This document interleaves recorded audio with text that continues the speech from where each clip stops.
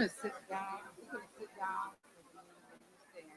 Maybe you can sit until I leave with the switch. Yeah. Okay. I thought Eric Allen would be up here also, but he's got a call to take. Yeah, let's just be you and I up here. Yeah.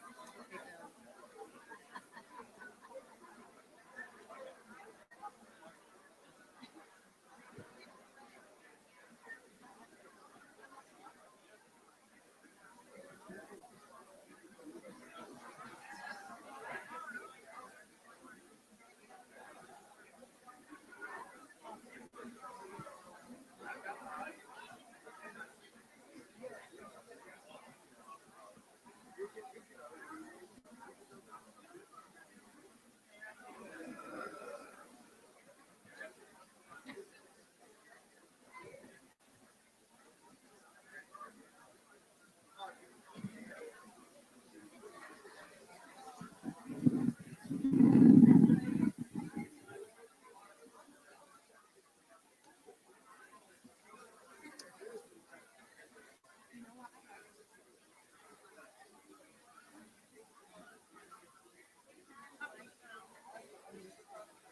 Okay.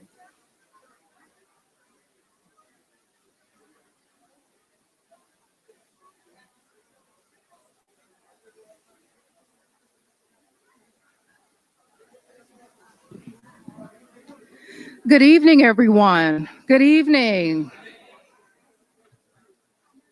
It's about 7 o'clock, and I want to be respectful of your time and certainly respectful for those who have been punctual this evening. I thought I'd have to search for a parking spot when I rolled in here at 6:45. We had a lot of people make sure that they were here and had a seat, so I think we can go ahead and get started. For those of you um, who have not been to a town hall or who may not know who I am Lisa Cupid, and I'm honored to serve as chairwoman of Cobb County. And am grateful to be out again, as this is my first town hall in person and hopefully will be a first of many. And I've realized as we've relaxed mask requirements that we all are due a lot of grace at this time as we are getting acclimated to being out and seeing one another. And I noticed that there are some nuances that come with that because I have gotten so used to wearing my mask that I have found myself yawning without covering my mouth because I haven't had to do that. And while there may be some bodily things that we may not be used to, there could also be some other things we're not used to, like some of the expressions that we're used to making and others don't see them. So if you see someone making an expression, just give each other some grace tonight that we are all getting used to being out and being socialized without our masks. And it may take some of us a little bit of time to get used to seeing one another.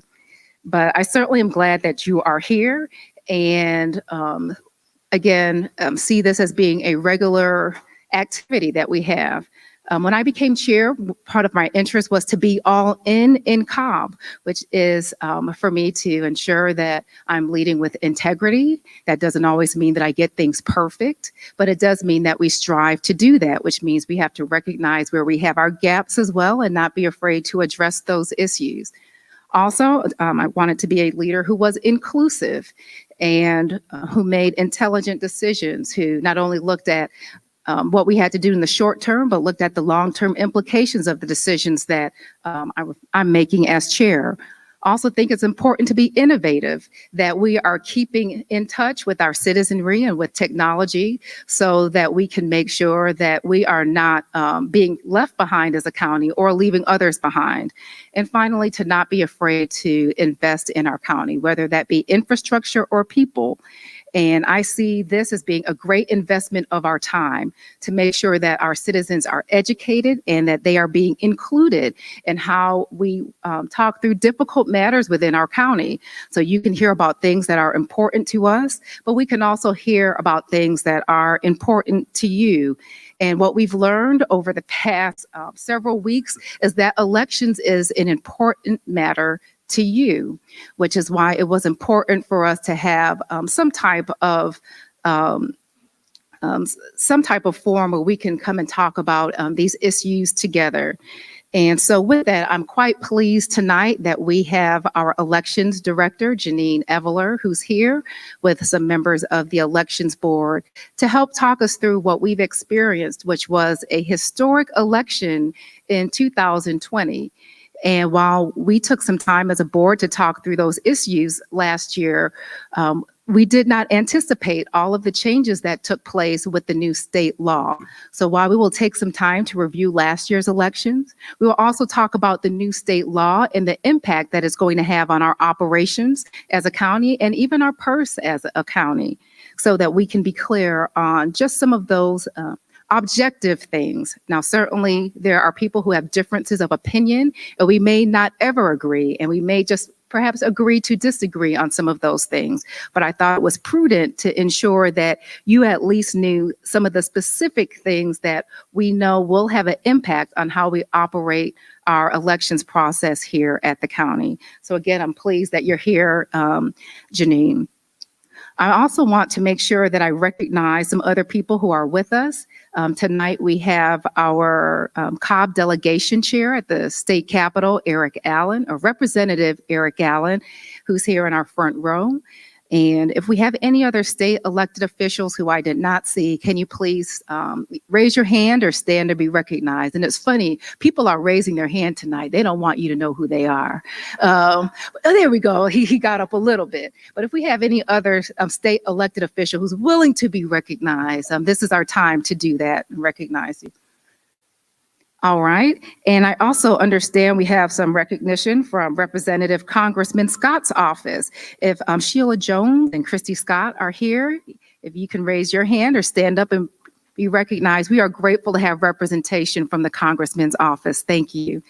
Also, if we have any local elected leaders, I saw Vice Chair Monique Sheffield, who is on the Board of Commissioners. If there are any other commissioners or city elected officials who are here, please stand and be recognized.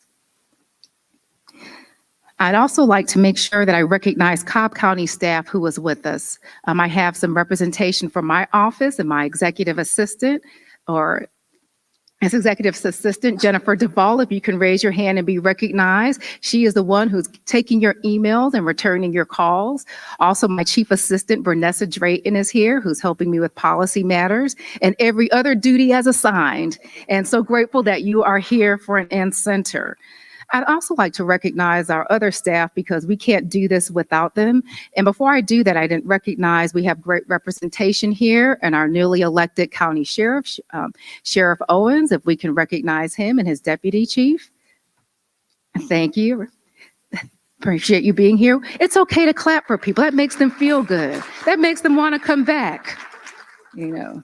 So, we also have some additional representation from Cobb County staff. Cobb's finest is here, our police officers who are at the back of the room, making sure we keep things in order and serving.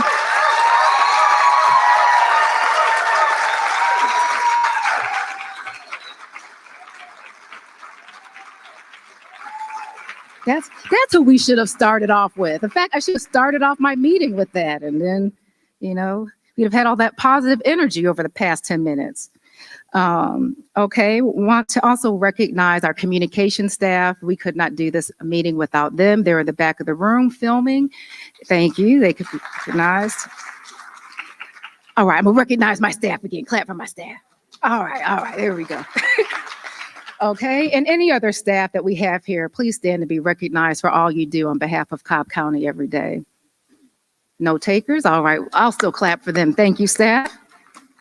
Just going through a bit of decorum. But in speaking of decorum, I like to recognize our elected officials, but I also like to recognize some ground rules. These should go without saying, but I always respect the golden rule when we have town hall meetings, that we treat each other the way we want to be treated. So please, again, be mindful, be respectful that we have people from all walks of life here, from all parts of the county, who may share differences of opinions than each other. And so I just ask that we just be respectful to each other as Cobb County citizens and show us our best Cobb County self here tonight. I also ask that you help us with having some order tonight and submitting your questions to my chief assistant, Bernessa Drayton. She's been handing out some index cards. We can clap for her again. She's been doing a good job handing out those cards. But if you have any questions, please, I see some people have their hand, if you have your hand raised for a card, please get one. We received a number of questions via email and online prior to this meeting. And if you have a questions tonight or during the meeting, please again raise your hand for those cards so we can keep some semblance of order here tonight. And I also heard someone's phone ring. I had to look to make sure it wasn't mine. Just if you can just check your cell phone and make sure that it's turned off, that will keep that from interfering with our recording this evening. So with that, thank you again for being here. I'm going to turn over our meeting now to our elections director. Thank you, Janine.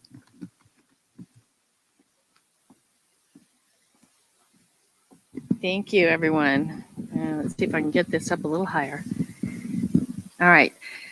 So again, I'm Janine Evler, and I'm the elections director here in Cobb County. And thank you, Chairwoman Cupid, for inviting me to this town hall to talk to all of you about a little bit about last year's elections and how voting patterns have changed, and then also talk about the specifics of the SB 202, which is the new election law, and how we're going to be managing the integration of that law in our processes. So if you can do the next slide, please. All right, I'd just like to remind everybody that we do have a board of elections that is over the elections policy here in Cobb County. These are our board members. And I have two of my board members here, I believe just two of them. Pat Gartland is here and Jessica Brooks. And I'm not sure where she ended up sitting. Okay, well, thank you both for coming. The Board of Elections is appointed by both parties, by the Cobb County legislative delegation, and by the chairperson of the Cobb County Commission. So we have a lot of different viewpoints on the board, and it's a very good idea to have a board of multiple people and multiple viewpoints. So if we can go again. All right, some of these slides might be a little washed out. When I developed the slides, this projection was not something that I had in my office. So, hopefully you'll be able to see some of this. But on this slide, I wanted to tell you about, this just shows the November elections over time. And so it's always good to look at trends and how voting is changing. And what this slide shows is that the green line is the green line is the polling places, the red line is the early voting, and the blue line is the absentee mail. And you can see that over time, most people voted at the polls. That was the largest group of people that we had. And then the second largest group voted early, and then very few people voted by mail. And then that all really changed in last year's November election. And mail and early voting became 80% of the total turnout, and the polling places was just the other 20% and was almost an afterthought. So we really had to look at our procedures differently, because we would put a lot of resources into election day previously and had to kind of do an about face and bring in a lot of extra workers to do absentee mail. The processes were very manual and we didn't have automation. So we really had to do some big changes to how we managed elections based on a complete shift of how people were voting in the largest election. Now, part of that change, of course, was due to COVID and the, people's desire to vote by mail instead. But, it was very popular, that method of voting. And so we do expect to see that some of this the residual will continue through future elections. So we're really trying to look at some automation and look at some other, processes to help us to streamline those kinds of methods of voting. Go ahead. So this slide talks about election costs. And as taxpayers, of course, we're all concerned about how much it costs to conduct an election. Although it's a very important function in our society, it does cost money. So this slide looks at the cost of elections for presidential elections from 2000 to 2020. Because the presidential elections are the highest cost elections, they require the most resources. I just tried to look at the trend of what happened last year. We spent $2 million, almost $3 million, $2,933,000 in the November 2020 election, which was by far the highest cost election we've had. Now, some of those are one-time costs because of COVID, and some of those were one-time costs because of the new election equipment. But the new method of voting, the new elections, the paper-based elections are going to be more expensive ongoing. Also because we were hit with more absentee ballots than we'd ever had before, we had to spend almost $1 million for temp services because, as I said, the process of absentee ballots is very manual. And so you need a lot of hands to make it work. So that was a big change in how we funded elections. We also, as many of you know, we had a grant that we received $5.6 million to spend from an outside group. We'll talk a little bit more about how that's been dealt with in the new election law. But in the November election, $1.2 million of that cost, that $2.9 million, was grant funded. And so much of our temp services that we had to go out and get that ended up being grant funded. And also we were able to offer the workers hazard pay for working in the COVID environment. Okay, next one. All right, one more graph, I think. This is our active registered voters over time. This is from 2008 to 2021, the current number. And the sharp rise at the star is when we implemented in Georgia automatic voter registration. So in the 8 years from 2008 to 2016, we increased at a little over 22%. But in the 4 years since the automatic voter registration's been implemented, we've increased 30%. So it's the number of people that we serve, our work load has increased quite a bit in that short period of time. Okay, one more, please. Okay, so this is a little bit of news for you. With our grant funds, we were able to purchase these voting system carriers. And we actually have one over at Hudgens Hall, and we also have folks over there that are doing voter registration. So please, if you can, go on over and take a look.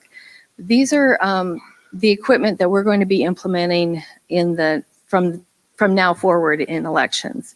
These carriers have that ballot marking device touchscreen and printer.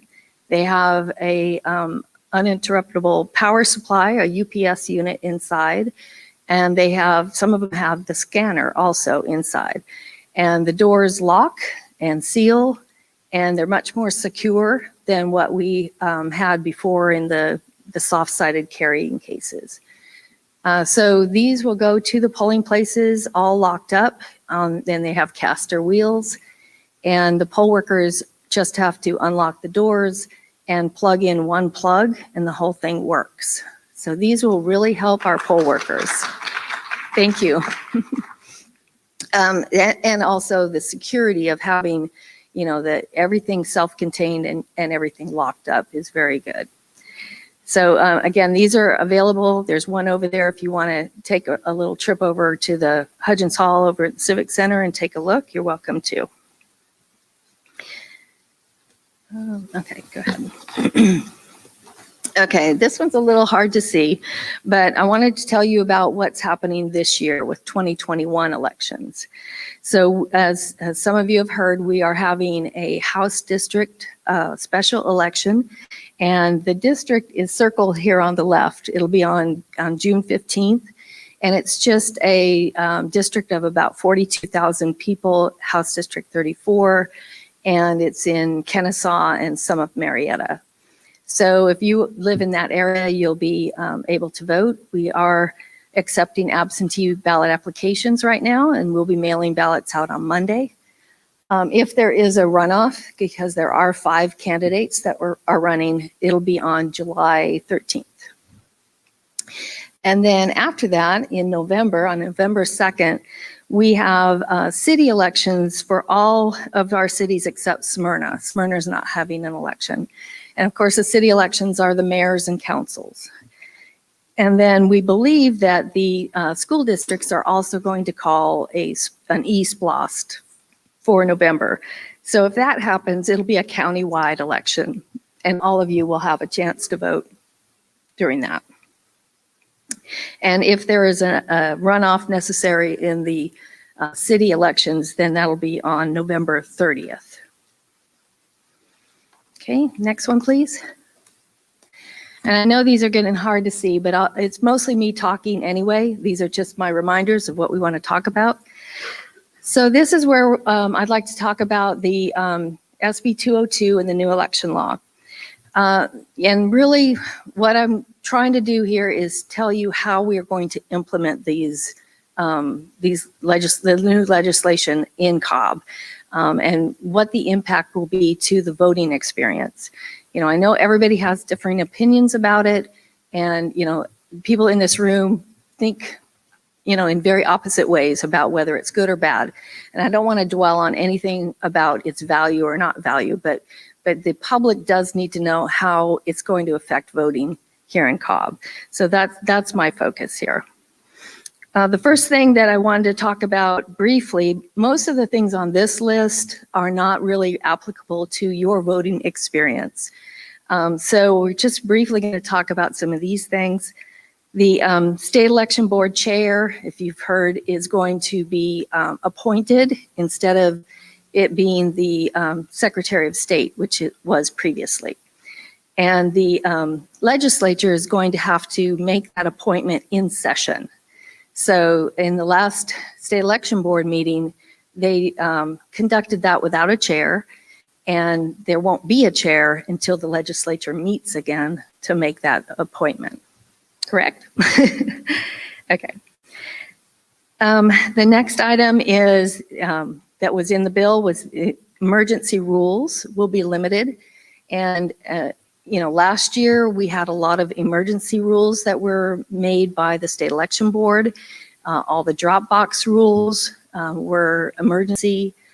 Sending out absentee ballot applications, although that wasn't a rule, that was an emergency type of item. And the legislative law cut that a lot. So now with the new law, those emergency powers of the State Election Board to implement a rule are really going to be limited to when there is an imminent peril of health and safety that makes it necessary. Otherwise, it's really thrown back to the legislature to make those decisions. All right, so the next item is a superintendent review and suspension. And I know that's been in the news quite a bit lately as well. There are quite a few provisions in the new law that allow the State Election Board to review the performance of election boards, counties, and city superintendents. And it allows the governing body of cities and counties, so our commissioners could also petition for a review of our performance as a election board. And it really, it allows also the State Election Board just to, on its own power, ask to review an election board. And so it's the superintendents of elections are subject and always have been subject to the State Election Board's review, and sanctions can be implemented by the state election board. So although they've always had that power, the new law really defines some procedures that are a little bit different. But, you know, I know people are really concerned about this, but to be in that position, a county would have to have 3 violations of election law in 2 general elections that they have not remedied. So that's quite extreme. And that takes a 2-year cycle to be in that position. Also, the other criteria is that there would be malfeasance, nonfeasance, or negligence in 2 elections within 2 years, a 2-year cycle. Again, that's, you know, a quite high bar to get yourself in that position. So, you know, we're hoping that most counties, you know, we generally will try to remedy whatever is a problem. Almost all of the counties have been before the state election board. We have had cases in front of the state election board, you know, and it is quite a high bar to meet to get to the point where you might be suspended as an election board. But again, that is the power of the state election board as our overseers. Also in the bill is the Attorney General can now have a hotline for voter complaints, suspected fraud, and I haven't heard anything about the Attorney General implementing that yet, but that is in the code. As I mentioned earlier, another item is that the superintendent can't accept funding for grants or gifts. So the grant that we did receive was accepted by the Board of Commissioners. And the Board of Commissioners, you know, as all of our financing, they provide that to the departments to spend. So, you know, I'm not sure if we were ever had that opportunity again, if the way that we did it would be in violation of this code, but I don't see us having very many grant opportunities anyway.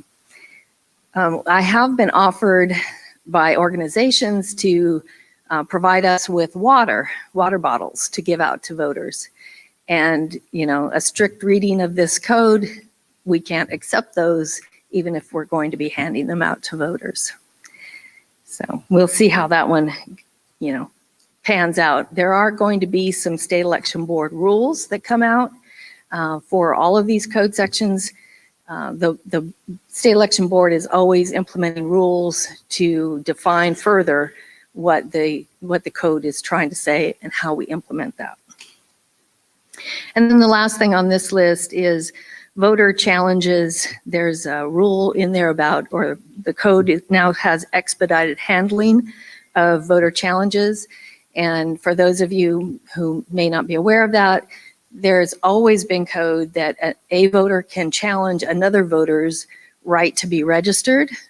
Perhaps that they know that that person doesn't really live here in Georgia or in Cobb County, and they can challenge their right to be on our registration list. So that's always been the code. It's and now says specifically that there's no limit to the number of people that somebody could challenge, but there really wasn't a limit before. It's just that now the code directs us in the election officials to handle it in an expedited way within 10 days. Okay. All right, next one, please. All right, so now I want to get into more of the voter experience. Those of you who choose to vote by advance voting, this would affect you. So these items are specific to advance voting, and these items are generally not in effect until July 1st, whereas the other ones that I was talking about earlier are predominantly effective now. Part of this code that's a little bit confusing for us as election officials is that part of it is effective now and part of it not till July 1st. So we're reading it and rereading it quite a few times to try to figure out what we have to do now for the June 15th election and what isn't in effect yet. So these items are not really in effect yet. The code requires 2 mandatory Saturdays for all elections. And as I told the commissioners when we spoke to them, today we're not required to have 2 Saturdays except in, or even 1 Saturday, except in state and federal elections. So smaller elections for cities or for smaller issues, we aren't required to have Saturday voting. But now it would be mandatory for all elections. So of course, that's going to be a little bit added cost for the county to staff the extra day. The other thing that it talks about is that it's mandatory that the main office have advance voting for the entire voting period of 3 weeks for 9 to 5, from 9 a.m. to 5 p.m.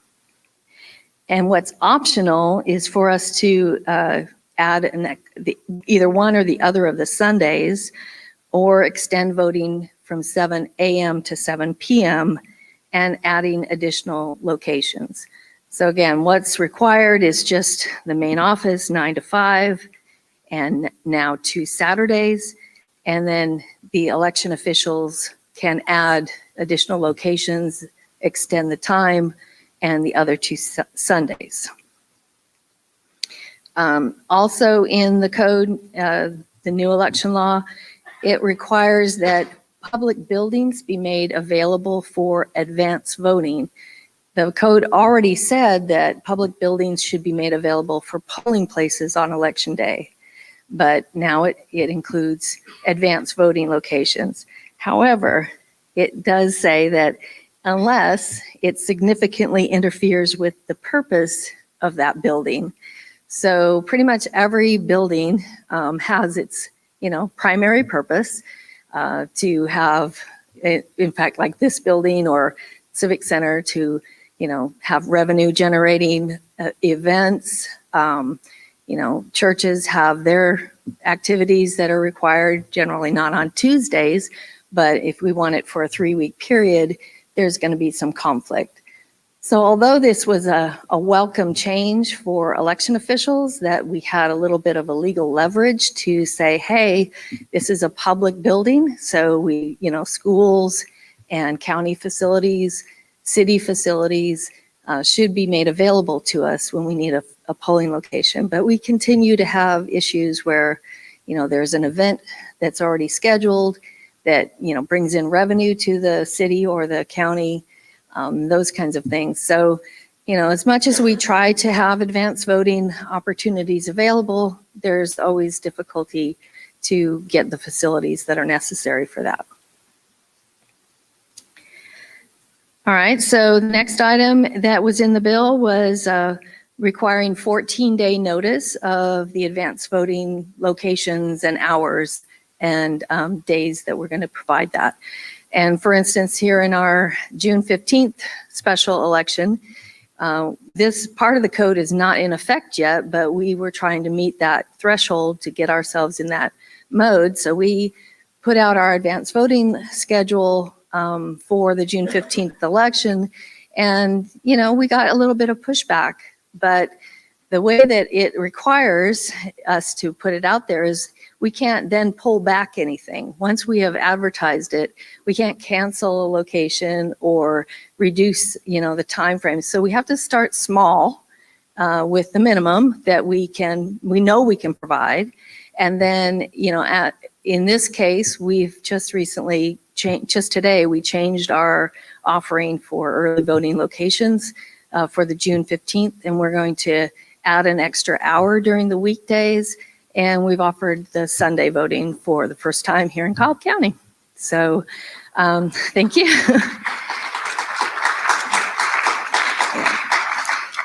Not popular with all of our staff members, but I know that the public is excited about being able to vote on those other days. So thank you. All right, so and the last box here on the right, I just want to talk about that the new code has all runoffs at 28 days after the original election. So, today we have we used to have 9 weeks between, for instance, the May primary and the July or August, whatever it was, runoff. And now everything is 28 days. So the way that affects advance voting is that there won't be a 3-week advance voting period for a runoff, as there is for other elections. In reality, it's going to end up being between 3 and 5 days of advance voting. So that is going to be very difficult if we have a federal, like a U.S. Senate runoff, like what we just had in January. So in the new code, we would have had that November general election, and then the Senate runoff would have been 4 weeks later, with only, because it falls with the Thanksgiving holiday, with only 3 days of advance voting. So then that moves all the voters into basically election day voting. That makes it very difficult to have an election day that's not very long lines. So that was something that, we were, as election officials, we, spoke to legislators with how it's going to impact us.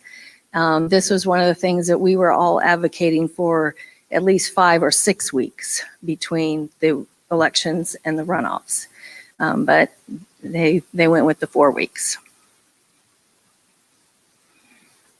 Okay, next, please. All right, so moving on to election day voting. There are some things that have to do that are specific to election day. The first one is if a polling place has 2,000 voters or more, a precinct, and in a general election there are lines of an hour or more, then we're required by the time the next general election comes around to reduce that precinct to 2,000 voters or less, or add more equipment.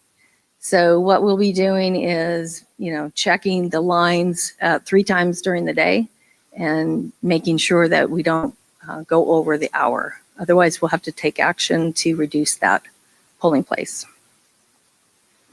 The second item on this list is something that election officials advocated for, and the current code said that for every election, you had to have 1 voting enclosure for every 250 people in the precinct. And in some of our precincts, that was like 26 voting units. And that's a really hard stretch for fitting them into the facility, having the capacity for the electrical, for the poll workers to start them all up on the election morning. And so our only choice at that point is to split the precinct to make it smaller. Then you have to find a second site for the other half of the precinct. But in most elections, you don't really need all of the equipment. You really need it only on the big general elections, because that's when the turnout is so high. And so we were advocating for that to be only during general elections. And the legislature, heard what we said about that. And they've now allowed us to only have this threshold for general elections. So, we look at the turnout, the expected turnout for an election, the type of election it is. For instance, the House District 34 that we're doing in June, typically a House or Senate district, when it's held as a single issue or single candidacy, is between 4 and 12% turnout. Now, I hope for more, but you certainly don't need to put every piece of equipment that you own out there for a race that maybe isn't going to see that many voters. All right, so looking at the item there in green, this was not something we were really advocating for. It does have an impact to our operations. But the new code says that if someone appears in a precinct that they're not registered, that they're to be told that they should go to their correct precinct. And, before this, today, you could vote a provisional ballot out of your precinct. And what we have to do in the election office is we have to transfer those votes on the ballot that you got at the wrong precinct to the correct ballot. And we would only, of course, transfer over the ones that you're eligible to vote. So if there are down ballot races that you're not in that district, then those don't transfer over.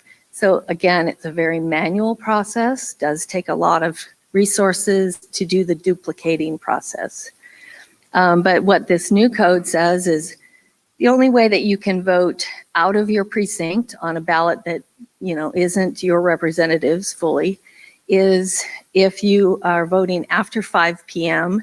and you sign an affidavit when you're at the polling place, swearing basically that you couldn't get to your correct precinct to vote your correct ballot and stating the reason why you can't.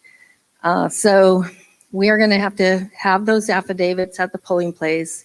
And if you're not there at that time or you're not willing to do that affidavit, then you're going to have to go to your correct precinct.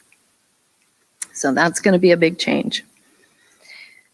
All right, and the last item on this page is that when we change a polling location, a precinct change, that we're required to put a sign that is 4 feet by 4 feet at the old polling location to notify voters that the polling location has changed. And we always did post signs. We didn't do something quite that large, but that'll be something that we just have to change our operations. We also have to make sure those signs are out for a full week prior to the election. So that'll be a little bit different. We used to put them out on the weekend before. And all of these changes are effective now. So we will be implementing, in the June 15th special election and ongoing. Okay, next one. All right, and so these items apply to both advanced voting and election day, all in-person voting.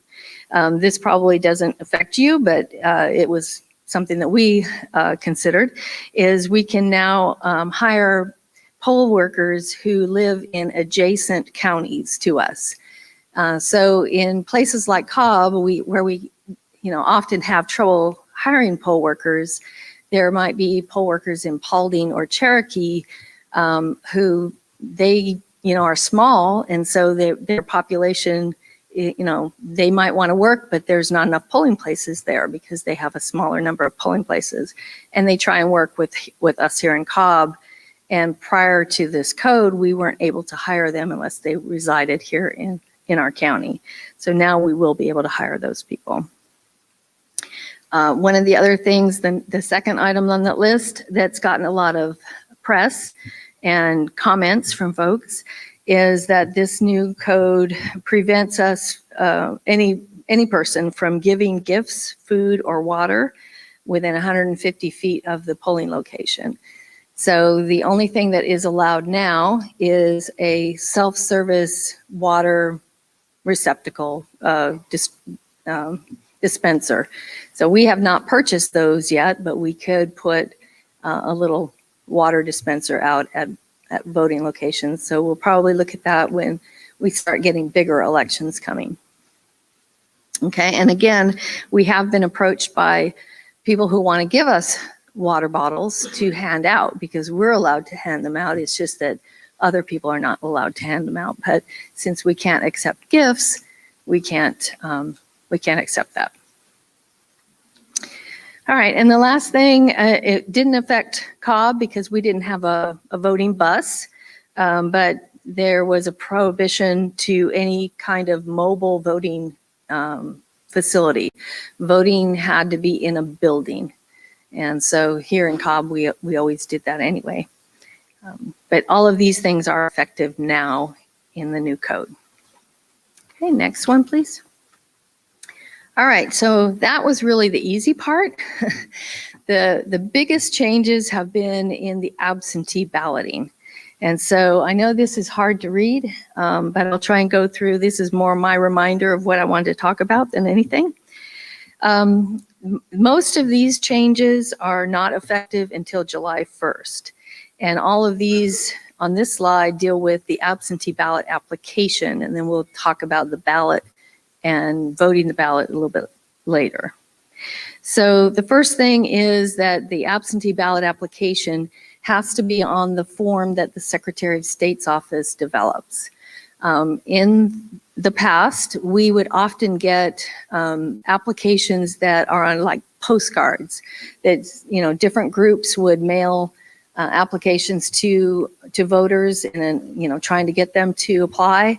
And they were trying to save postage for their organization, so they would, you know, send it in a little postcard form, and then we had to, you know, process that and file it, and, you know, not have it get lost in all of the other paperwork that we're dealing with. So that was a little difficult for us. So even though, you know, this is, you know, a restriction to some of the groups that are trying to encourage people to vote absentee, this is really a good thing for us, because we're going to have the same form all the time. And so it'll have all the right information on it. The new bill also prevented any or restricts any organization, government organization, from doing any mass mailing of applications. As you probably know, the Secretary of State's office, due to COVID, mailed applications to all Georgia voters prior to the June primary. And really what happened with that is a lot of folks then were eligible to be on what we call the rollover list, where they signed up because they were elderly or disabled, and they were signing up to get a ballot for the rest of the election cycle. And they may not have even realized that's what they were doing, because later on, especially as COVID sort of got to be normal for us as much as it was, and they wanted to vote in person, they were getting a ballot anyway, because they had signed up on that mass mailing that went out before the June primary. So that's not allowed anymore. Even if a government wanted to do that, they couldn't. But a lot of third parties, was what I call it, but a lot of organizations, voter advocacy organizations, like to mail out, as I said, postcards or other forms of an application. And they're trying to, you know, encourage people to apply for an absentee ballot. Well, there are a lot of restrictions in this new code about how they can do that. They, again, have to send out the form that is the Secretary of State's form, and they have to have a disclaimer on there saying that it's not a government document, it's being sent by their group. And also they have to check the voter list, absentee voter list, to see if the voters that they're mailing to have already applied or not. And so there's going to be a lot of extra work if this holds, you know, through some of the lawsuits, that a lot of third-party groups are going to have to jump through a lot of hoops to get that application sent out.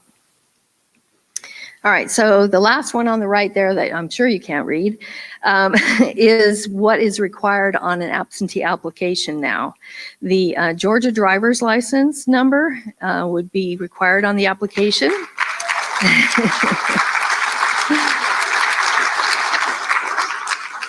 Okay. And if you don't have a Georgia driver's license number, you could use the state identification card number, which is also issued by the driver services. Now, the voter ID card that is issued at our office can be used for in-person voting. It's a photo ID. So when Georgia implemented photo ID, the caveat was that election offices could issue a photo ID, so that, you know, nobody had to go without having a photo ID. But for this purpose, for absentee ballot applications, the photo ID that we issue doesn't have a state ID number on it. So that's not something that can be used. So if you didn't have a driver's license number or a state issued DDS ID number, then you could use a current utility bill, bank statement, government check, paycheck, or other government document that shows the name and address of the voter. So all the other IDs that you can use for in-person voting, like a military ID, a tribal ID, all the other photo IDs, the voter card and all that, you can't use for this purpose. So the only thing that you can do is put those numbers down or put in a copy of one of these what they call HAVA IDs, which is the federal law for Help America Vote. And it identifies these other IDs for those people that don't have a driver's license number. Okay. All right. So then once we get the application, we can only accept it 78 days prior to the election up until 11 days prior to the election.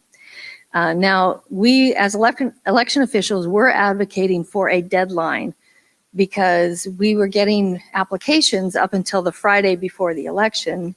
We had to process their eligibility, find the correct ballot, issue the ballot, put it in the mail. And of course, if you're doing that on Friday and Saturday morning, they're not going to get the ballot in time to actually vote it. So we were advocating for a deadline that's earlier in the week. But 11 days was a little bit more than what we were looking for. So, thank you. So, there is just a window now of when we can accept it. So if we receive a ballot on the 79th day before the election, it has to be rejected. And the person has to then apply again later, 78 days or up to 11 days prior to the election. I'm sure there's lots of hay fever and stuff. Okay, so again, too early, an application too early, an application too late, they're rejected. And an application that is incomplete, doesn't have that driver's license number, or isn't signed, we can contact the voter and try and get that completed. But if we can't get a hold of that voter, if there's not enough information there to contact the voter, then we would have to reject the applications.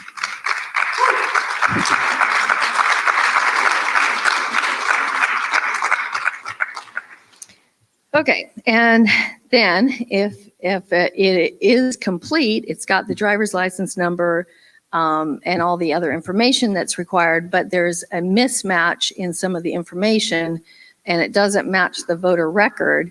Previously, what we were looking for was the signature had to match the voter record, but now we're looking at the driver's license number and address and that sort of thing. If it doesn't match, then we can issue the ballot as a provisional absentee ballot, and then the person has the opportunity to cure that ballot. If they send it back, we still have to get a copy of their driver's license information and a signature. So even though a ballot is issued, it's issued provisionally, and they have to cure the ballot in order for us to count it. Okay?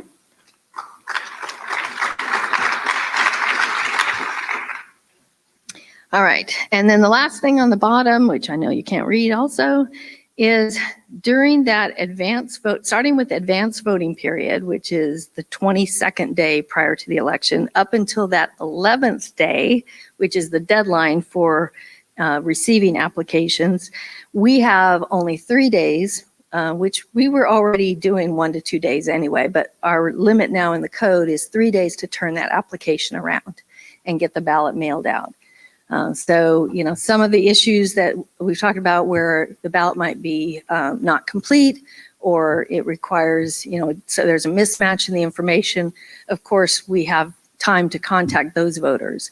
But if the ballot is, or the application is correct and it's complete, then we have 3 days just to get that ballot out. Okay, so all of this is not effective for the June 15th special election. It goes into effect on July 1st. So there's some challenges there because, even now we are accepting applications for November election. People are submitting their applications. But once July 1st happens, then anything that we receive for November has to be rejected until sometime in August, which is the 78th day. And so then those ballot applications can be accepted again. So we have some grandfathered ones that we're accepting now, and then we'll reject some, and then we'll start accepting them again. So there's a transition period that's a little bit challenging for us to really wrap our arms around and make sure we're doing it right. But that's just part of going into a new process. Okay, next, please. All right, so that was all about the application. So now we'll talk about the actual ballots, and all of this again is effective July 1st, but we will have to have our absentee mail ballots will have to be on the security paper, which we haven't been given any information about what that security paper is, but I'm sure we will be.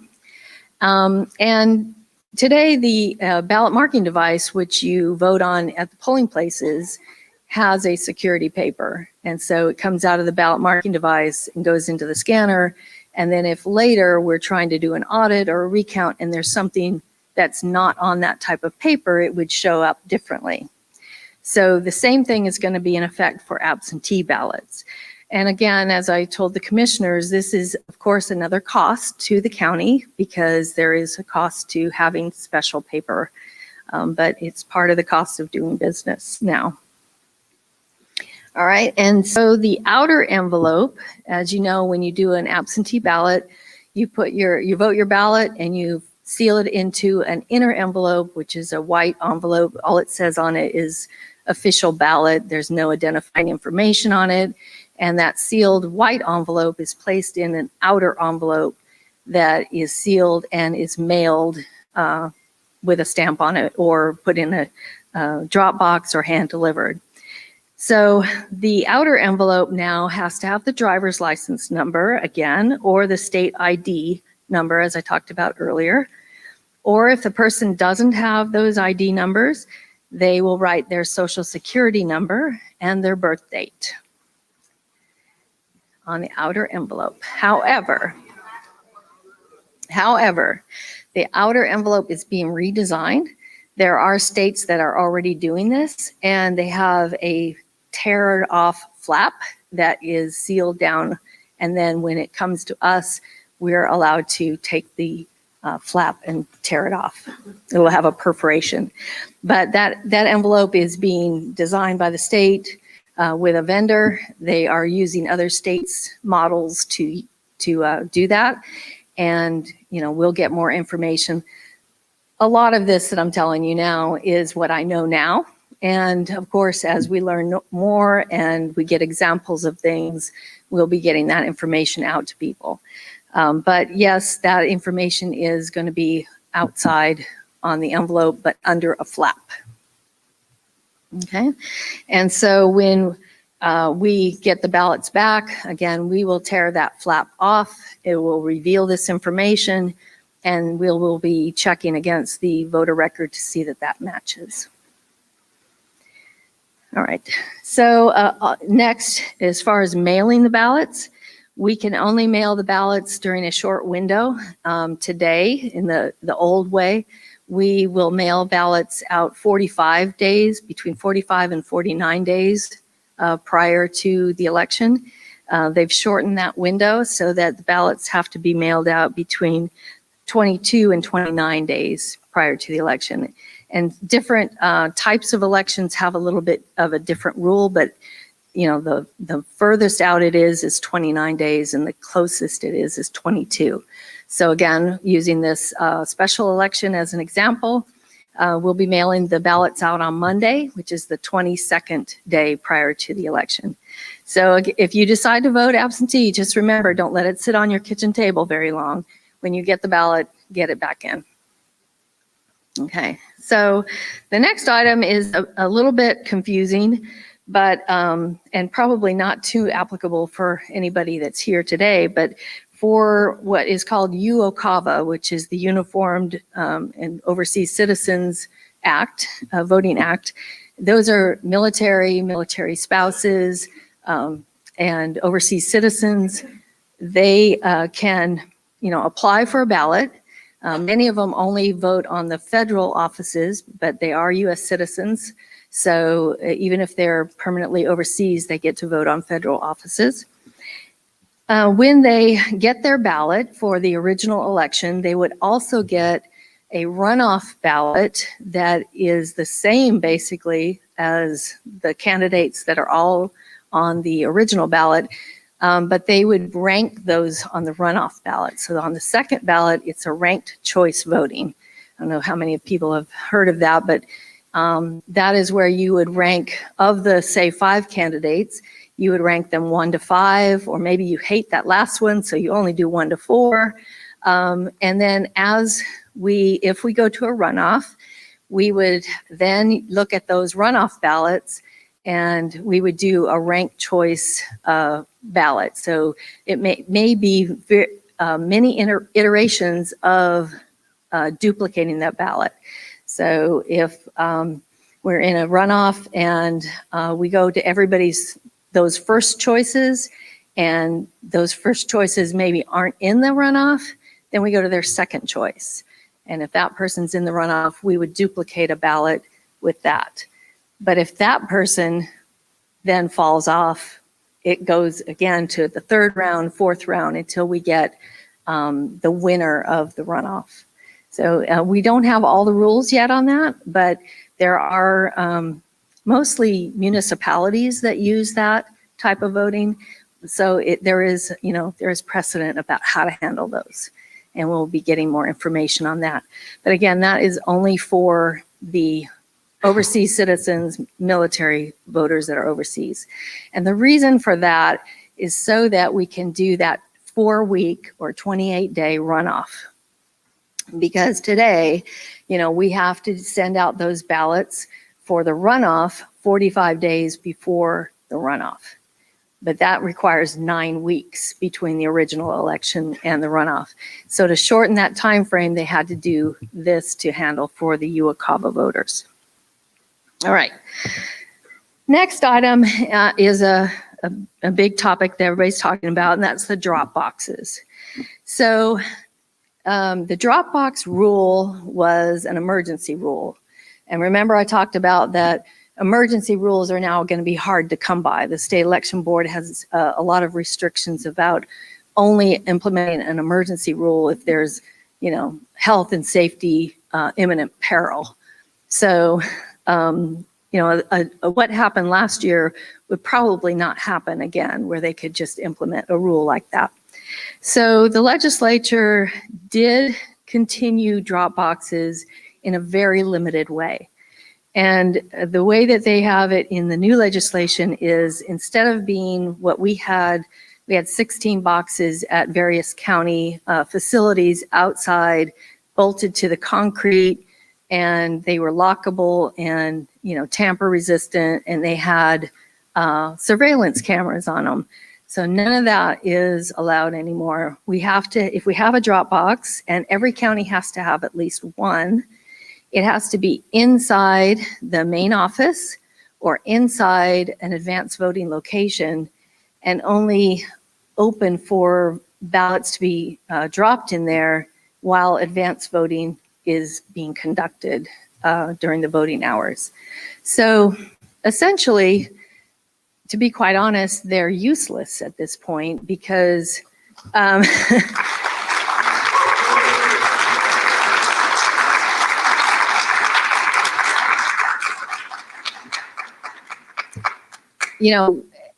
maybe not everybody knew, but you could always hand deliver your absentee ballot to an advanced voting location and give it to the poll manager. And they had them transported back to the main office, and they were processed for voting. So having a box there when you can just hand it to a person, doesn't make sense. And we also would have been restricted to only 5 boxes based on our population. So going forward, we have a couple of ideas. I'm going to say it in public. So what we really want to do, if this continues with the way that the legislature, they could make changes again next session, so who knows. But what we're going to do is, at certain libraries, I think we decided on 8 different libraries that are dispersed around the county, we're going to set up a team of 2 people with a computer to receive absentee ballots and check them in right then.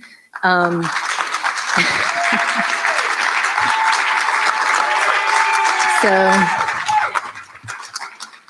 thank you. And basically, that's because if you're having ballots being brought in and handed to somebody at an advanced voting location while people are standing in line to vote in person, it's cross purposes. It's two different functions going on, and it could be a disruption to the voting in person. So what we want to do is really separate that and have locations that are just for accepting absentee ballots and locations that are for voting in person, because that's a better management operation for us. So, we have more work to do on that. We're going to see if we can try it in the November election. And then that would be our plan for 2022. Again, assuming that the legislature doesn't change anything, because that we have another session before that. Okay, moving on. The ballot opening and scanning, which, we've had another emergency rule last year where we were allowed to open ballots and start scanning them because of the sheer volume of absentee ballots. They allowed us to start scanning early. Now, we weren't printing out any results. They were just scanned into the machine. That was, again, an emergency rule, and it went away. So right now, because this isn't applicable yet until July 1st, we're at the old rule, which says we cannot open any absentee ballots until Election Day. So until this new code, which, it did codify early processing of absentee ballots, it'll start going into effect for elections after July 1st. And we will have an observable public observing and monitoring from the parties process where, we're opening the ballot envelopes and scanning them into the scanner, for at least 2 weeks. So right now, it's 14 days. Is it 14 days? 14 days, so 2 weeks is what was allowed in the new code. But again, back for this election, for the June 15th, we're again straddling that line because it's not effective yet. So we will just have to wait until June 15th to start opening absentee ballots. And the last item on this one just talks about, again, the same thing with the application. If there's missing information, mismatched information, or the ballot on that flap that I told you about on the outer envelope, if there's not a signature on the oath, then that again is considered a provisional ballot, and the voter is given the opportunity to cure that. So what happens is, in those cases, we actually reject the ballot, and it stays rejected if there's no additional information provided by the voter. So the voter is contacted. They would also, see on my voter page and ballot tracks or any of those kind of tools that the ballot has been rejected, and then they receive a cure affidavit that they can fill out and provide their ID information to validate that missing or mismatched information. Okay, next one, please. All right. So what also was in the new code are some violations. And, there's lots of violations in election code, but this was what was added. Except in the case where you are an authorized relative. And in election code, authorized relatives are defined. I'll go into the details of that. Or you're an authorized assistant to somebody who is disabled or is illiterate. Then if you're not one of those cases, then you can't do this for anybody else. You can't handle their completed application. That's a misdemeanor. You can't take a photo of your own or their ballot or the ballot marking device, the BMD. That's a misdemeanor. You can't handle a completed ballot from somebody else. That's a felony. And yet you can't view another person's ballot, and that's a felony. So,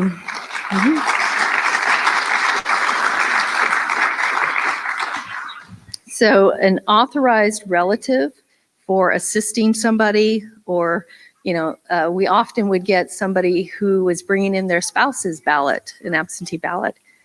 Can you turn your phone off, please?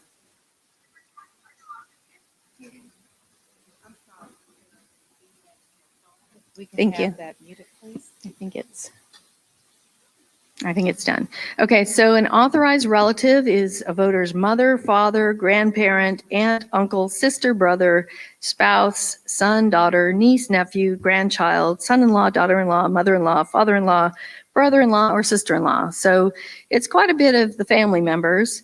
And then if you're an authorized assistant for somebody who is disabled or illiterate, you might be their caretaker or someone else in the home, and that's allowed. So that is specifically in the code as to who's authorized to handle another person's ballot. And so what was added to the SB 202 were some specific penalties for violations of that. Okay, and that is effective now. All right, last one. All right, so this is just, I think we'll start some questions and answers, but I did want to give you my information, my number, the email address you can reach me at, our website, cobbelections.org, and also, just like the commissioners and the chairwoman, we have a newsletter, and you can sign up for a newsletter on the cobbcounty.org website, where you sign up for all the other newsletters. And so when we have board meetings announcements or precinct changes, emergency changes that we need to get to the public, please sign up, and we won't inundate your email box, but we'll give you important information about elections and changes that you need to be aware of. So that's it. Thank you.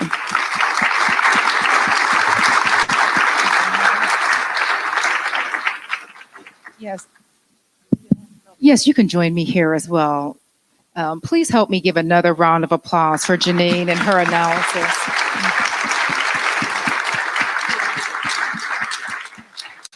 She and her team have done an outstanding job of analyzing this legislation to consider the impact on our county. And as you've heard from her, they will have a limited window when this goes into effect in July 1st. And in fact, it will impact some current processes as people are requesting November ballots today. So there's a lot that her team has to have in place to ensure that we're abiding by the law and also being responsive to our voters. So with that, we've received a number of questions, again, via email before this meeting, and then some during the meeting, and some online via social media. And so I just had some printed here, and I'm going to read some questions. I have some that are comments, so just bear with me while I get to a question. While you're doing that, is this on? Yes, it's on. Thank you. I just did want to remind everybody that over in Hudgens Hall, we do have the new voting carriers, and you're welcome to go over and take a look at those, if you're not interested in questions. Very good. So I'm going to start off with my first question here. I perhaps can answer this. Okay. But I would like to know if law enforcement in Cobb has been directed to stand down and not to respond to election-related allegations of law breaking. I'm not aware of any direct communications to law enforcement with respect to this. Well, we always have Sheriff Owens and his team. Always is the sheriff's responsibility by code, by constitutional code as well, to secure election polling places and elections generally. So they are always out there during voting to, secure the polls and make sure everything's happening by law. Thank you. So in follow-up, the person asked, I would like to know what a citizen is to do when they experience voter suppression and broken laws. The State Election Board and the Secretary of State, they have a voter fraud line. The Attorney General now, by this new code, is supposed to have another hotline available. There are various, voter protection groups that are out there that are taking calls. I'm sure the parties would be interested in anything that is seen. So there's lots of places to report it. You can also report it to our office. Very good. Another question. Since the early voting schedule has been slashed, shouldn't there be additional voting locations made available to limit waiting time to cast a ballot? If this is in reference to the June 15th, as I mentioned, we did increase some of our offerings just today. So maybe they put that question in before that happened.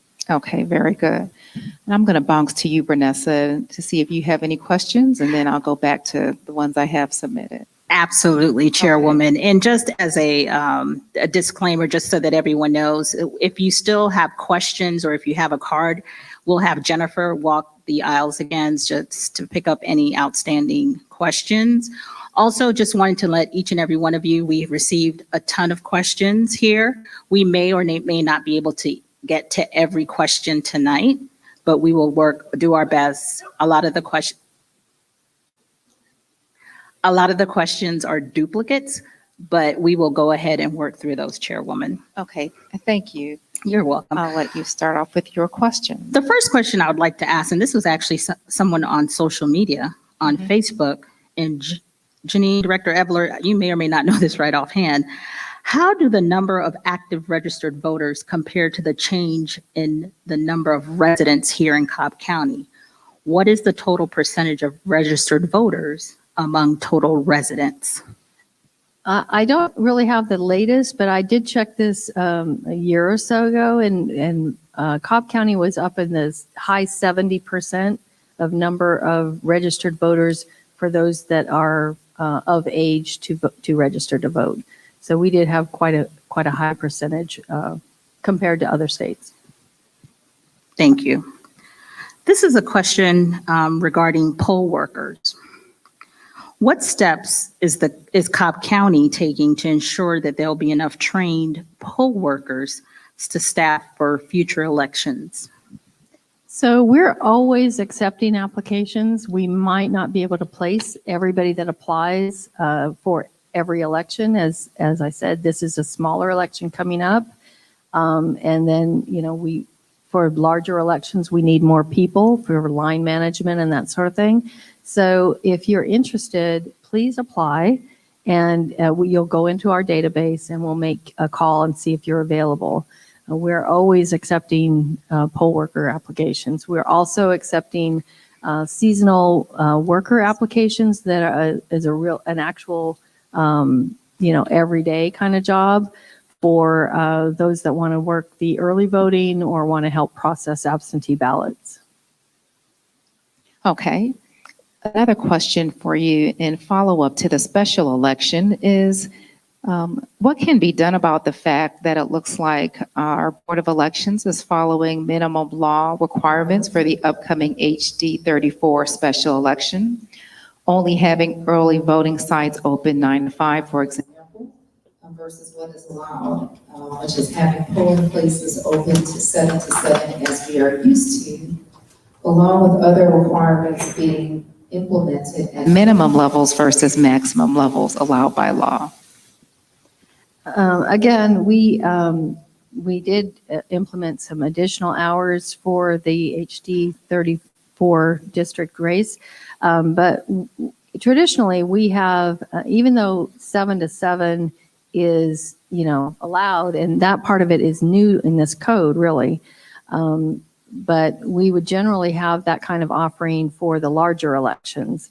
There's always a balance between, the cost of elections, as I showed you the graph. The more that you offer, the more hours, the more people you have, the more supplies you use, the more cost it is. So we would normally look at the type of election and its historical turnout to size what kind of early voting hours and dates and locations were given out, because we still have to staff election day and all of the precincts, no matter how many people are left that haven't voted. And so spacing it out over the three types of voting methods, the absentee balloting, the early voting, and the election day polls, balancing those out and getting a good balance between the three of them is actually the most efficient election management. But, if you offer more hours and more early voting, then on election day, you have people sitting around and you still have to pay them. So there was some, decision-making involved. We are, trying our best to be, fiscally responsible, but also offer enough voting for people to all not have to wait in lines. Okay. Now, another question is, as I understand it, there are those who object to the law because they believe it makes voting more difficult for people of color. Is this true? If so, what part of the law does this? I don't really have an answer for that one. I'm sorry. It is. It certainly is. This is probably one of the more controversial questions. And so I'm going to answer this on a high level because, there are many people of color who may have different views on this matter. But I can say that there are always concerns when accessibility is being limited. And there are persons who may have been able to vote that have not in times past because of the additional options provided. And so when people see their rights being limited, particularly those that historically may feel as if they have not had full expansion of their rights and access, it becomes a concern for certain communities. Something that, I think we take for granted is just the availability of people to vote and their understanding of our voting process, which makes me realize we have a lot of work to do to educate our citizens. I, for one, always presumed, and perhaps, I didn't realize, I told my assistant, maybe I'm a voting snob, but I thought that everybody knew that they had an assigned precinct. And, there's some people who just go and vote who don't know these things. There's some people who don't know how to take advantage of absentee ballot voting. So I can't say necessarily for persons of color, but I think there's opportunity just to educate people about just what are all the options that are available for voting, which is why meetings like this are very important, because generally if people don't know, again, what their rights are, when they see them being limited, they perceive that that's something being directed towards them. And what we have seen is just record turnouts of minority voting during last year's election, where those provisions were made broader during the emergency order. And so I think there's some sensitivity we need to have to that. I can also share too that there are some limitations on the drop boxes that limit it to counties or limit access to the drop box of 100,000 or more. There's only about, I was taking some notes here, there are very few counties that have over 200,000 people, only 5 people. And most counties that have larger populations have larger minority populations. And so when you start putting restrictions that are distinct to those larger populations, it does appear as if it's targeting those counties that have more minority persons. And so there are nuances like that that make people think that this bill is being targeted to them in some sense. Again, these are just my general observations of ways that some people may feel, this way. But again, I encourage you to, this is a learning opportunity for a lot of people to take some time and talk to people who feel as if their votes are being violated. There are valid concerns and valid issues on both sides that I think are fleshed out when you take the time to listen to them.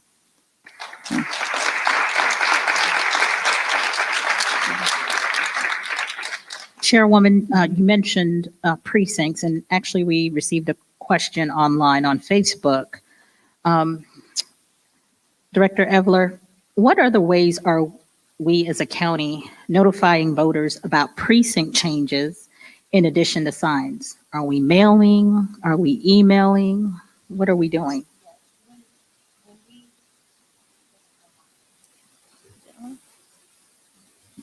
When we change a precinct, we mail a precinct card to the affected voters. We try and get that information out on social media. on our websites. And as I said earlier, we have now a newsletter that we can push out information to everybody that is signed up for the newsletter. And, you know, it is continually challenging for us, as you mentioned about voter education, getting information to voters who may not have, who may not know that they have a precinct or that they don't know how to vote an absentee ballot. It is always challenging to us because people get information in different ways. And, you know, to reach everybody is very difficult. If we're doing an emergency change of a precinct, we might mail out a first-class letter to everybody in that precinct. But a lot of times we don't even have that much time to do that. So we really rely on the county's communication channels to help us get the word out on those things. You're welcome. There's quite a few questions that came in regarding the ID. Specifically, there seems to be some concerns as to what specifically could be used as an ID. There was a concern, a question was asked whether or not a utility bill is an acceptable voter ID. I think a comment was made per this question that a military ID does not count as a valid ID. This is what this person is stating. So, Okay. and they're concerned because they served their country and now Yes. they can't use that. And I appreciate everything that they did for our country. As I said earlier, the military ID, tribal ID, government employee ID, which is what I use usually just to throw my poll workers off. You know, all of those are acceptable photo IDs for voting in person. But what has changed is the absentee ID, which is only going to be the driver's license number, the state ID number if you have one. And the state did a study that said that 97%, I believe it was, of the registered voters have an ID on their record, an ID number. So if you were to use some other kind of ID or a utility bill and you had a driver's license number on your record, that's not a match.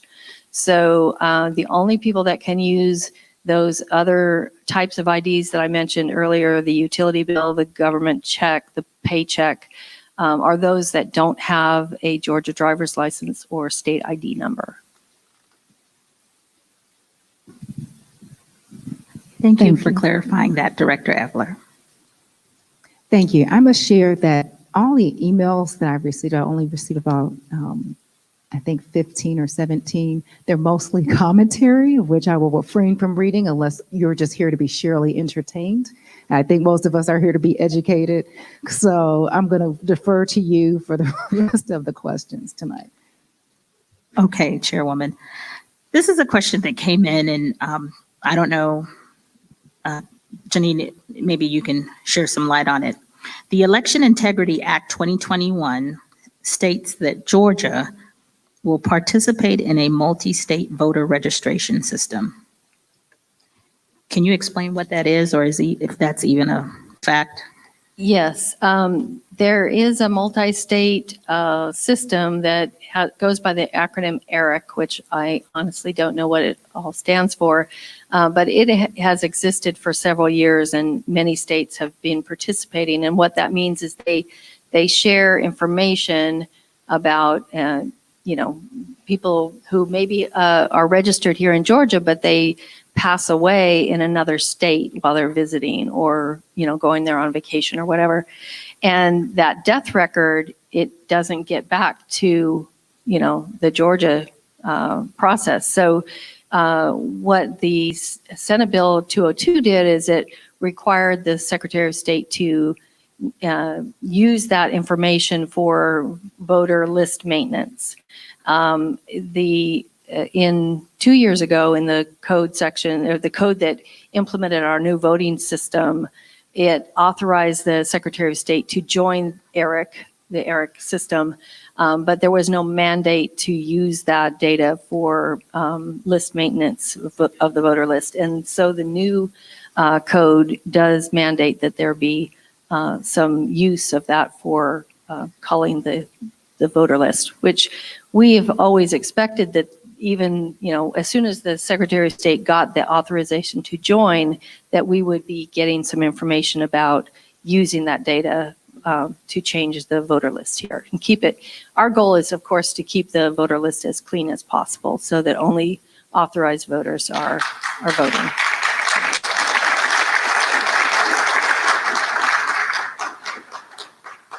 Another question that came through this evening is that many counties across the state have partnered with larger conferences or larger facilities in order to handle a large influx of voters. Has Cobb County ever considered partnering with Truist Park, the Cobb Galleria, Kennesaw State? What has the county done to investigate other options to handle larger capacity crowds of voters? Yes. So we are in talks, we've had talks with Kennesaw State University, and they're on board to help us as an early voting location. Truist Park, they are also on board.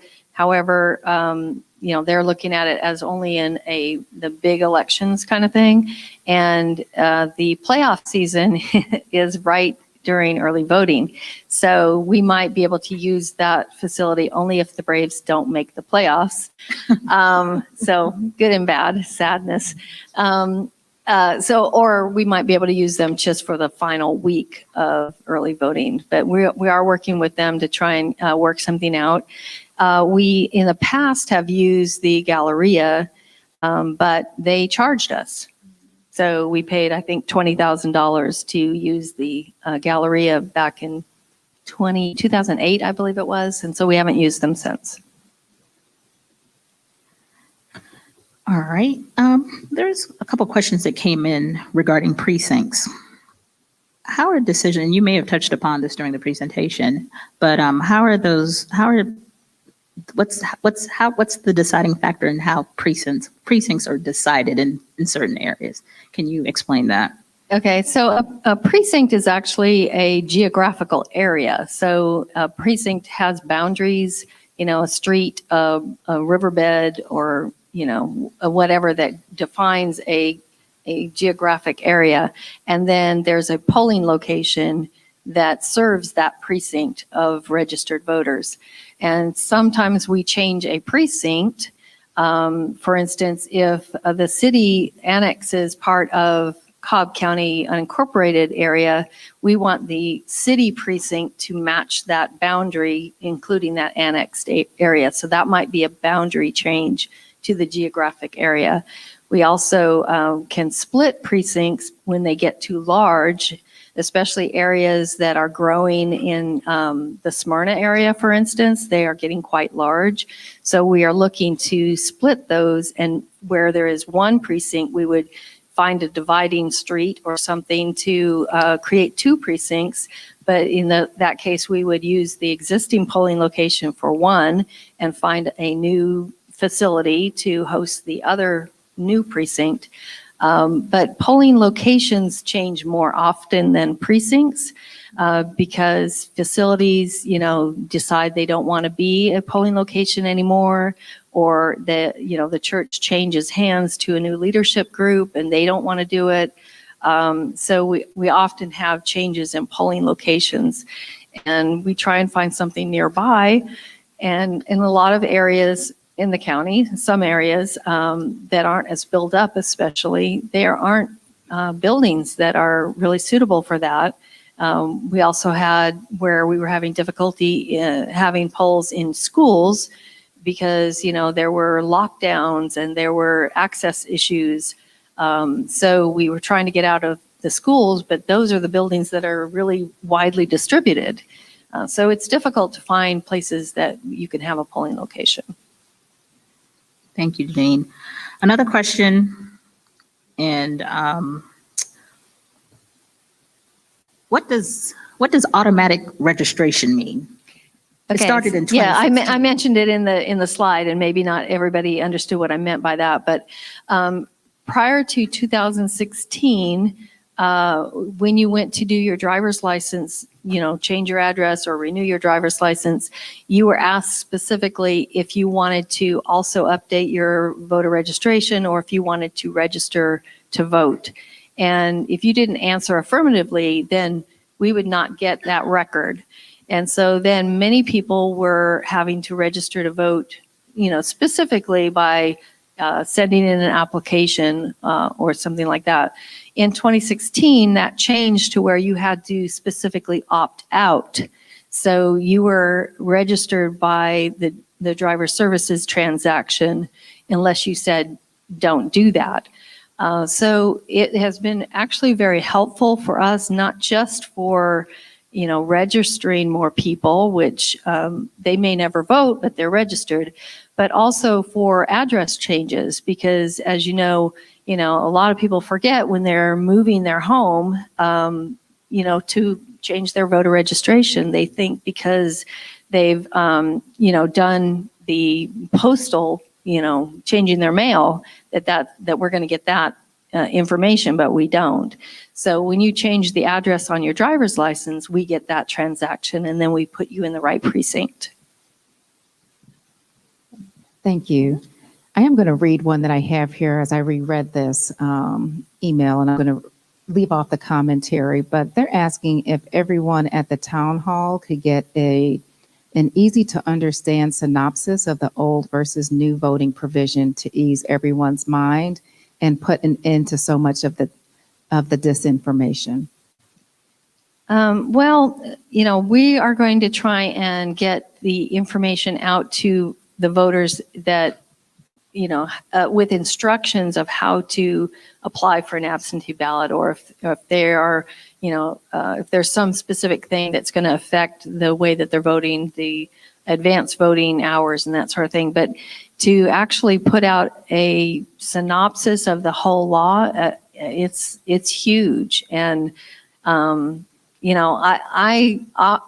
want to say today that, what we do is administer the election, and whatever the law says, that's how we're going to implement that. And so I don't want to be saying what's good or bad about the law. I'm just here to implement it the way that the legislature has written it.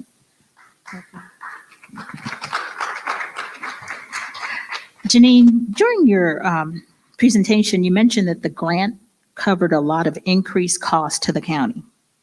So how will that cost be covered moving forward? Well, a lot of the grant money did go to, handle the increased number of people that were required due to the COVID pandemic, and the hazard pay, and handling, the number of temporary people that we had. Also, we had to buy a lot of supplies that we didn't normally have to buy in a regular election. Hopefully, as we come out of the pandemic, that those costs won't have to be borne by the county. But the county has to fund elections, and the Board of Commissioners is supportive of us in implementing a good election. So, they will budget what we need to conduct the election. Yes. I threw that at you. Did you hear what she said? We will budget what is needed to fund the elections, which is part of the reason why I wanted to have this town hall meeting. Because if you listen to Janine during her presentation, she talked a lot about processing windows and how they have shortened. And if you have certain violations, you could be subject to review. And so every time she kept reading a shortened window, I kept thinking of more staff that is going to be needed to review this, and more training that is going to be needed to get staff ready to review this, which makes me see money, money, money. We have already had challenges on our elections during the past election cycle because of the limited budget that we have for our elections poll workers. Some of our elections poll workers are making less than $10 an hour. And so if you think about your right to access your civic process and the burden that we put on our poll workers last year, it was unreasonable for us to expect them to be ready and willing to make sure that your right is being provided for you to vote when we have elections, which is something you expect, which means that we will have to do better to make sure that poll workers are better funded. You talk about the minimum wage being increased at Chipotle and McDonald's for $15. it makes this type of work look less and less attractive. So again, just to do what we've done in the past, we were already looking at an increase in our budget. But to do what we have to do under this new law means that the request that the director put before the Board of Commissioners just a couple of weeks ago is going to probably even increase to make sure that we are adhering to this new law that I keep hearing many people clap for. So as you're clapping, all I keep hearing are dollars wrinkling in my pockets. So please help me when we come to you for more money to make sure that what you're clapping for is being funded, that there, understand there is a price tag associated with this to make sure that we are adhering to this new policy. So I see my commissioner clapping, but this is the absolute truth. I just, I want to make this aware, and I'm sorry, we're not going to go back and forth between me and you and the audience as what we have cards for, and we'd be more than happy to pass this out. But again, I just want to make you very much aware of the impact that is going to happen to us, which means it's going to happen to you. Okay, Vanessa, you may continue. Oh, sure. As I'm weeding through these, again, during the presentation, it was mentioned that when describing SB 202, you mentioned they listened. Who exactly is they? When you mentioned that, do you recall? What was the question? When describing SB 202, you mentioned they listened. Oh, the legislative subcommittees and the legislators, they had subcommittee meetings, they had committee meetings, and many of the election officials spoke at those meetings. We provided written comment of the things that will be difficult to implement.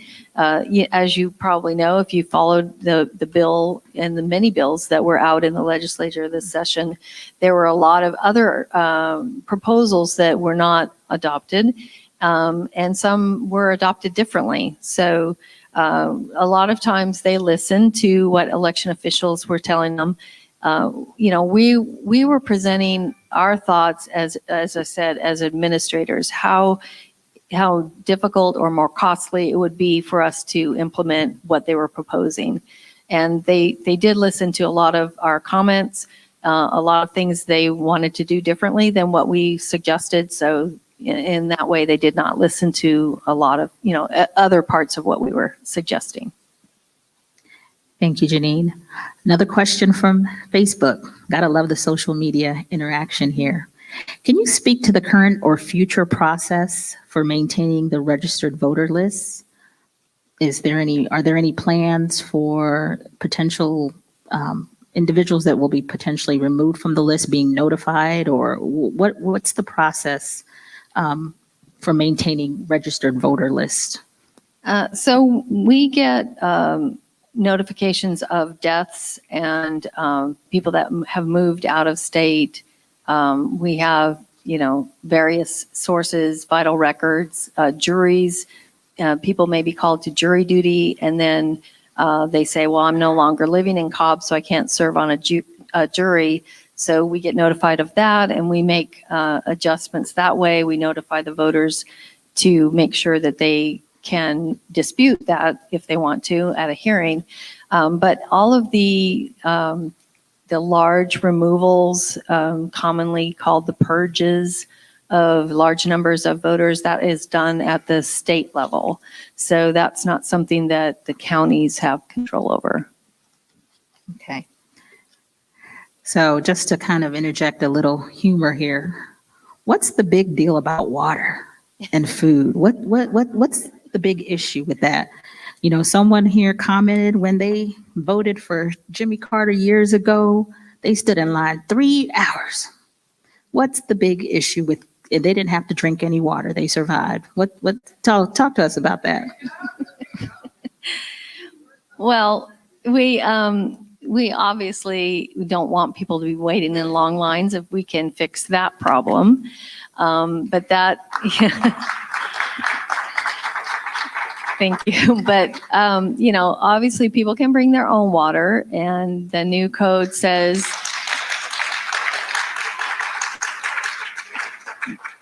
The new code says that we can have a dispenser, a self-service dispenser. I'm not sure that's a real sanitary thing to have out, but that's allowed. Um, the code has always said that in that 150 feet of a polling location, that's a protected space. And so that is a space where people shouldn't be influenced in any way. And so this giving of food and water has been determined by the legislature in this new law to be an attempt to influence people's, choice. So again, we elect these people to make laws, and this is what they've made the law to clarify that in that protected space, that is not allowed. And I'll just add to that. In an ideal world, we'll have enough voting locations for us not to have to put people in a situation to need water and food. But last year, we did receive, emails and calls from people who were waiting in line upwards of, 10, 11, and 12 hours. And this certainly was not acceptable, but it was reality. And yes. This is what, again, I'm saying we received emails of this, and we've also had people, we were on national news here in our county. There are people who waited for significant amounts of time. And again, I'm just saying, I'm not going to go back and forth with you. And I just ask we're respectful of you. Please be respectful of us as we answer our questions. We don't want to put people in a position to need this type of service. There were people who were being thoughtful of others who were in line, who provided this. What we're hoping to do, again, is make sure that we're being responsive to the law, which is now requiring us to not have violations for people not to wait more than, was it 1 or 2 hours? That's only for election day voting. So most of our lines have been during early voting. And Oh, wow. So people can still continue to wait without. right. It Okay. was only for a precinct of 2,000 voters or more. For election day. So I'm hoping that this is not something people have to experience and that we are able to get adequate sites. And I must say, Janine and her team have worked diligently to try to find early voting sites, which always is a challenge every year. And so now that we have notice of what the turnout numbers are trending, like in Cobb County, we will do better to prepare so nobody has to wait and be considered for food and water. Thank you both for addressing that, because there were quite a few questions that came in regarding, what is Cobb going to do, or what efforts is the county going to make to expand either early voting locations or hours and days. So, Director Evler, I appreciate that you are saying that you and your staff are looking at these things. One of the, Janine, a question came in, if you could please give the audience information on where they can go to find the information regarding the election laws that you shared with them today. Where can they go look for this? And so they would like to read these specific. Well, the code itself, SB 202, is available on the General Assembly website. It's 92 pages, I believe, and it's quite extensive. As far as the earlier question goes about, providing a synopsis or, a general, this is how it used to be, this is how it will be. I don't feel, honestly, I don't feel comfortable doing that because we will get new SEB rules about how to implement the code, and we'll get direction from the Secretary of State. And I don't really feel that it's my place to put out information, in that way that is supposed to interpret that code section. Mm-hmm. So I know we don't have immediate access to the screen, but again, going to the state legislative website, there is legis.ga.gov that should have that available. Thank you. legis. Google is always our friend, isn't it? Georgia General G- Assembly. Just Yes. Google Georgia General Assembly. Sorry, but just to state that again, legis.ga.gov. I'm just checking social media again to see if there's Okay. anything else. Did we have any additional cards come in? Okay. Did we have any? Okay. Did we have any additional cards come in? We do have some additional cards, Okay. but a lot of the All cards right. that have come in, some of it is more commentary versus Okay. questions, but I can glean some of those to see what else we can do. Okay. Again, there is a reason why we provided this to be an educational type of forum, and it is to educate people objectively on what took place last year on SB 202. We are not really here to entertain the controversy of opinion that has been out regarding the law. That has been played out in several forums, and that certainly is, up to you if you want to have that conversation with others outside of the three of us up here.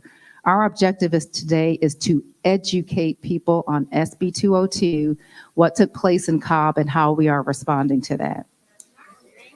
Okay, thank you. Janine, and I don't know if you know this offhand. Ma'am, okay, for those who want to cause controversy and disrupt this meeting, we have people from law enforcement who can help you understand that that's not what this forum is. I'm not here to do that. There is a certain way of which we want to conduct this meeting with decorum, and if you want to operate outside of that framework, you can. No one is being, the people who are leaving are, okay. Okay, thank you. That's why we're here. We want to know why we don't have to pay in our taxes. Okay. Where the money's going, we want to say. I agree with you on the Texas Commissioner. I was sitting here in ting. Yeah. What do I heard? I don't agree with these laws. I don't know how to say it. Yeah, they are. You're taxing us right out of our county. Children. Right now,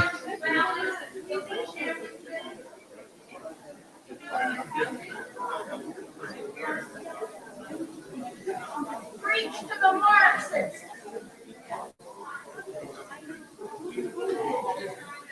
Good luck with all the taxpayers who gone out of this county. Yeah, take your money and get the heck out of here. Come to Texas, we don't use it.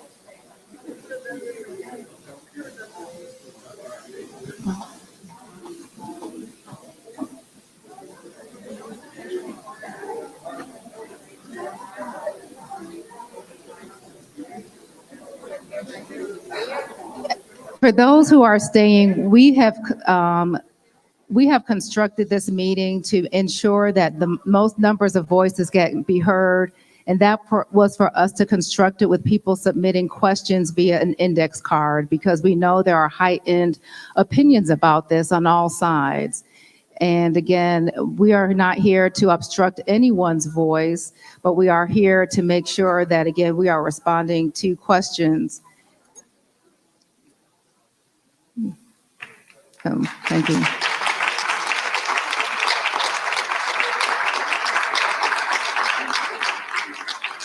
And for those who may be observing this or listening to the banter via social media, no one has been put out. Those who have left have chose to do so on their own. Okay. All right, thank you. Chairwoman, let me see. Let me go through a couple of these. Here.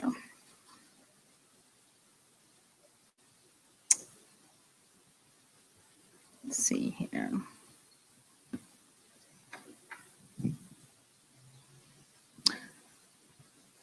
Janine, I'm not sure if you're familiar with the veterans' voting rights. They're not, okay.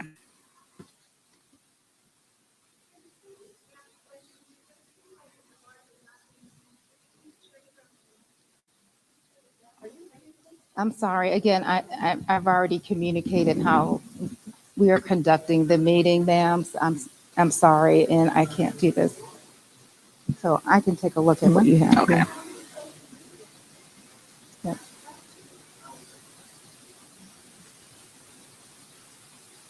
Okay, so I will read this. So every polling place will have a notary republic ready to pass out affidavits for people who go to the wrong polling location. It's written as a question.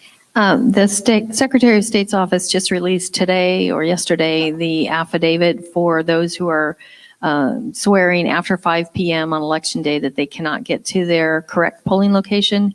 And poll workers are deputized so that they can take a sworn affidavit. So the poll managers are all deputy registrars to enable them to do that. Okay, can questions not answered be placed on a website? Can questions not answered be placed on a website? That's up to you. That's up to communications. Okay, I think that was asked and answered. Here's one, Chairwoman. I am told that the new voter law allows more opportunities to vote than most states, but limits cheating. Is that incorrect? I didn't. I really don't know what other states do. I'm an official here in Georgia, so I have seen social media from various groups comparing states, but I don't have any direct knowledge of that. Thank you, Janine. Will Okay, you does- consider adding a Sunday to early voting? We have added Sunday for the June 15th election. Because the other Saturday, which would be our preference to add the second Saturday, that is on the Memorial Day weekend. So we are instead using the Sunday which is the closer one to the election date. Okay. Is there a shortage of workers for the June 15th election? Because the June 15th election is just a small district, we don't have a shortage of workers for that election. As I said, we have a database of people who have expressed interest and applied, and then we will contact people and see who's available. What we have a shortage of really is people who are on the payroll all the time. They're not poll workers. They're actually what we call seasonal part-time workers. And they come in when we have an election. They become experts. They end up being the managers and assistant managers at the early voting locations and, handling teams of temporaries. So what we really have a shortage of are people that, we retain election after election in our office that work several weeks during an election. Could you please talk about the shredding of the documents at Jim Miller Park? What was shredded? Okay, so there was on social media information about a shred truck that went to Jim Miller Park. We have regular shredding that happens about every month because, when you have people's information on documents, even if somebody is writing a note with somebody's, driver's license number or even their phone number or an email address, we don't necessarily want to throw that away, even though we have completed whatever transaction it is, and we no longer need that piece of paper. So our practice is to shred everything. And what was being shredded during that particular incident was all the scraps of information, old procedure documents, and what got a lot of press was that it also included what I talked about earlier, that white inner envelope that has no information on it. It is used only to give privacy to the absentee ballot, that is so that it can be separated from the outer envelope, which has all the voters' information, so that even we don't know how somebody voted, because we take that inner envelope that contains the ballot and we separate it from the outer envelope, and it's processed later. So once the ballots are removed from the inner envelope, which is basically trash at that point, again, rather than throw anything in the trash, our practice is just that it is always shredded, everything. Okay. Except ballots, of course. A couple of questions. What is the plan to ensure chain of custody of all ballots? We have many chain of custody procedures and documents that whenever ballots are transported from any location to any other location, and other information, other things like memory cards, everything that is transported has to have two people, and they have to sign the chain of custody documents. Even when we give, supplies to the poll managers, they pick them up prior to the election. They sign a chain of custody. So there's always a place, a way that we can track where all of the critical information and data and ballots are and who has them. Okay, we have just about 1 more minute. I'm going to briefly run through these. Who provided the grant to the county? The grant came from a nonprofit organization, 501c3, I guess, called Center for Civic and Tech Life, I think. And, they have various donors that, provide them funding. They do education for election officials. They do seminars and webinars and other research information to, help us get information. Well, they also gave out grant money to help with the COVID pandemic and the costs of that. I have no idea. Okay, finally, does Cobb have enough trained poll workers? One reason that we experienced long lines last year is that we didn't have enough trained poll workers. What are we doing to ensure the county will have enough trained and compensated poll workers to staff an adequate number of poll workers in future elections? I think I spoke to this a little bit earlier, where we do have a pretty big database of poll workers for Election Day. It's a lot easier for people, especially people who work, to give up one day to work Election Day. But where we have difficulty is during early voting to staff all of the early voting locations that we would like to provide for the entire period. And those are basically regular employees who, work seasonally. So, that's a difficult position to be in, where, you might need a regular job every day, but we don't have those. We have just seasonal work that you work a few weeks or a couple of months, and then you might have a couple of months or even most of a year off. And those people are hard to come by.